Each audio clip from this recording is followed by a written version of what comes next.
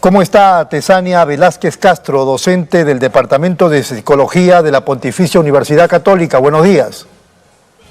Buenos días, ¿me escuchan bien? Perfectamente, Tesania. ¿Cómo está? Bueno, en principio, la salud mental en el Perú, ¿piensa usted que es una tarea pendiente del Estado, que hay cosas que no están bien, que hay que manejar mejor? Creo que todavía tenemos muchos retos y tenemos que asumir que es una tarea que el Estado tiene que asumir, pero también la sociedad en su conjunto. La salud mental es una tarea de todas y de todos. Bueno, ¿qué habría que hacerse? Porque la pregunta se la planteé, ya que el otro día me dijeron, usted me desmentirá o no, que del presupuesto que recibe el Ministerio de Salud anualmente, solamente un 2% está, digamos, para lo que se pueda hacer en la lucha contra el problema de la salud mental en el país. ¿Qué le parece? Creo que no hemos asumido como sociedad que el tema de la salud mental es una prioridad, Rodolfo. Tenemos que asumir que el tema de la salud mental es una prioridad.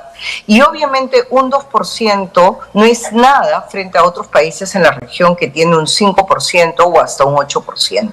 Entonces tenemos que invertir en salud mental. Si bien es cierto, hemos mejorado en los últimos 10 años, porque antes estábamos en un 1%. Hoy en día tenemos una reforma en los servicios de salud mental, contamos con 252 centros de salud mental comunitarios, pero no es suficiente para la demanda de la población hoy en día. Bueno, justamente eso, ¿no? El tema de la depresión, la ansiedad, se ha visto en las estadísticas que ha crecido, lamentablemente, no sé si por el tema de la pandemia, por el ritmo de vida que llevamos, etcétera. ¿Qué nos podría decir respecto de estos índices de crecimiento, por favor?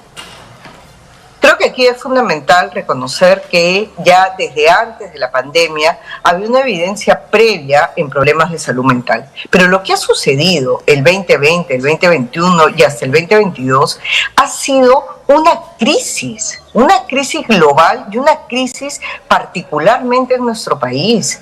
La crisis sanitaria, las medidas de confinamiento, el número de personas fallecidas, el número de niños y niñas que han quedado huérfanos, jóvenes, adolescentes, ha generado un aumento en las problemáticas de salud mental.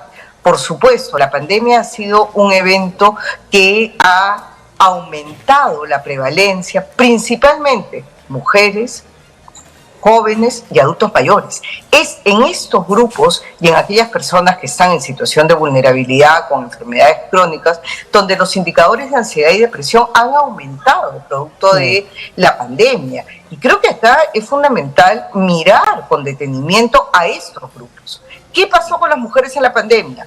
Doble rol, triple rol, asumir las situaciones de cuidado, acomodarse a el cuidado en un contexto totalmente diferente, acompañar a hijos e hijas en la tarea de lo que fueron las clases virtuales, pero seguir trabajando más el cuidado producto de la enfermedad. ¿Qué pasó con los jóvenes? Sabemos que la situación de los adolescentes y jóvenes durante la pandemia ha sido terrible. Se frenó la posibilidad del intercambio social, que es fundamental. Hasta hoy en día no se ha recuperado el nivel de relacionamiento social entre pares, entre grupos que había antes de la pandemia, ¿no? Tesania, entonces, un detalle, incluso de acuerdo a lo que yo he ido revisando, quizá lo he hecho mal, en apariencia, antes de la pandemia, año tras año, aumentaba el número de suicidios en el Perú. Pero lo que estamos viendo hoy en día es realmente escalofriante. El aumento de riesgo suicida entre los jóvenes, principalmente en este grupo etario, es terrible.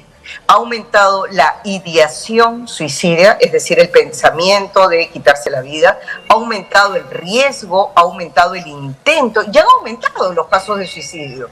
Entonces, realmente esto es una problemática fundamental que tenemos que abordar. Le toca a todos los sectores involucrados con lo que son los adolescentes y los jóvenes. Aquí hablo de escuela, hablo de universidades, hablo de familia, hablo de los medios de comunicación para hablar de este tema. Dos últimas preguntas, Tesania. ¿La depresión es una enfermedad o es un trastorno? ¿Cuál es la diferencia en todo caso entre ambos? Mira, lo que nosotros encontramos, y creo que es fundamental diferenciar, es que cuando hay un trastorno es que ya hay un diagnóstico, hay un conjunto de sintomatología que configura un diagnóstico. Pero lo que estamos encontrando hoy en día es que la sintomatología está, de repente no se cumple todos los requisitos para llegar a un diagnóstico, ¿no? Es decir, la persona no tiene ganas de levantarse, la persona siente que lo que hace no es suficiente, la persona no tiene motivación para estudiar, para trabajar, para estar en familia. Esos son síntomas. No querer levantarse, no querer trabajar, sentir que lo que hace no es suficiente, sentir que lo que hace está mal, sentir que su vida no tiene sentido. Si juntamos todos los síntomas, ya tenemos un diagnóstico y tenemos un trastorno. En nuestro país tenemos muchas personas que tienen algunos síntomas, pero tenemos un grupo grande, significativo de personas que cumplen varios de estos síntomas, entonces que cumplen con el diagnóstico. Pero ahí hablamos de un trastorno. Claro, no le llegué a captar. O sea, finalmente es un trastorno y no una enfermedad. Se lo pregunto porque en las redes sociales se escuchan tantas cosas. Es totalmente cierto. Tenemos diferentes características y situaciones, ¿no? Es un trastorno porque se puede solucionar, se puede contar con apoyo, ayuda para que la persona salga adelante. Pero la enfermedad también se puede curar. Claro, pero hay enfermedades que son crónicas. Entonces también vamos a encontrar que hay personas que tienen, ¿no es cierto?, ciertas características como esto de la falta de motivación, la falta de interés, que hace que sea algo más permanente, que lo acompañe por más tiempo. Cuando hablemos de depresión, más que de una enfermedad, hablemos de un trastorno que requiere algún tipo de atención, pero no confundamos con aquellas personas que presentan un montón de características depresivas, pero que no necesariamente configuran el trastorno. Correcto. ¿Usted podría hacer un balance de lo que ha visto en la Pontificia Universidad Católica del Perú? Me refiero a casos de depresión, de ansiedad de los chicos. Mira, yo quiero comenzar señalando que hemos hecho un estudio sobre la situación del duelo y hemos encontrado números significativos, es decir, más del 50% de nuestros estudiantes han perdido personas significativas durante la pandemia. Y además hemos hecho un estudio en 7 universidades del país, donde también hemos encontrado que el 53.7% de estudiantes universitarios han perdido personas significativas, padre, madre, abuelo, abuela, hermano. Es decir, esta situación de duelo que ha sido tan fuerte, que ha sido tan presente en nuestros estudiantes, que ha estado acompañando los últimos años, hemos visto que en muchos casos es un duelo del que no se ha hablado, que no se ha podido resolver y que sigue acompañando, que aumenta los indicadores de ansiedad, que aumenta los indicadores de depresión y que además también aumenta los indicadores de riesgo suicida. Entonces, la cantidad de personas que han tenido pérdidas significativas, y no solamente hablamos de pérdidas de personas, ¿no?, como estos duelos de los que te estoy mencionando, sino también han habido pérdidas de proyectos de vida, pérdidas económicas significativas en las familias que están afectando la ansiedad y depresión de nuestros estudiantes, no solo en la Pontificia Universidad Católica, sino a nivel de todas las universidades del país. Y por eso desde la universidad estamos haciendo investigaciones de duelo, investigaciones de salud mental, investigaciones sobre suicidio para tener una información que nos permita actuar. Correcto. Tesania, para terminar, por favor, si fuera tan gentil, vamos a suponer que la Presidenta de la República la está viendo en este momento y también los congresistas. ¿Qué reflexión haría usted respecto de la salud mental en el país?